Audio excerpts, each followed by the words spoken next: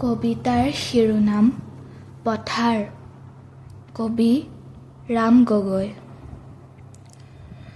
শাওনৰ মেঘমুক্ত নীলাকাশ, সূৰ্যস্নাত ক্লেদময় হে বিশাল পথাৰ, বিপুল সম্ভৱা।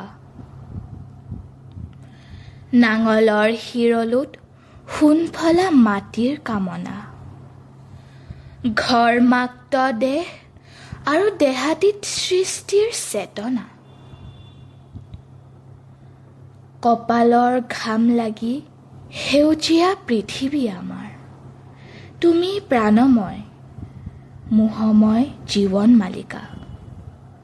পথাৰ তোমাৰো স্বীকৃতি আছে, তুমি কোনোবা আদিতম মানুহৰ সংগ্ৰামৰ ইতিহাস আৰু সভ্যতাৰ স্তৰে স্তৰে একোটা নিৰ্ণয় সূত্ৰ।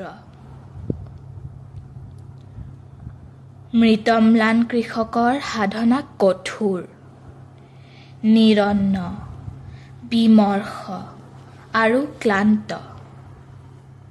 শ্ৰান্ত সন্ধিয়াত দুশ্চিন্তা দুঃসহ হৈ পৰে। মহাজনী অৰ্থনীতি, দৈনন্দিন লাভ আৰু ক্ষতিৰ গণনা। পাৰ ভাঙি পানী আহে, সোঁতৰ চেৱে চেৱে বাঢ়ে, নাচে আৰু হাঁহে। ক্ৰূৰ স্পৰ্শ, ফেনিল উত্তাল তৰংগৰাজি বুকুৰ সেউজী সপোনটোকে কাঢ়ি লৈ যায়। বাধা নাই, অবাধে আহিল আৰু গ'ল। তেতিয়া মই কান্দো, সি আৰু পথাৰেও ইনাই বিনাই কান্দে। বিচিত্ৰ অভিব্যক্তি, সন্মিলিত কৃষকৰ সমস্বৰ দৃঢ়কণ্ঠ, বিননিত বিদ্ৰোহৰ জাগৰণ আহে। অভ্যুদয় প্ৰভাতী চেতনা, অগ্নি দীক্ষা দ্ৰুত অভিযান অবিৰাম।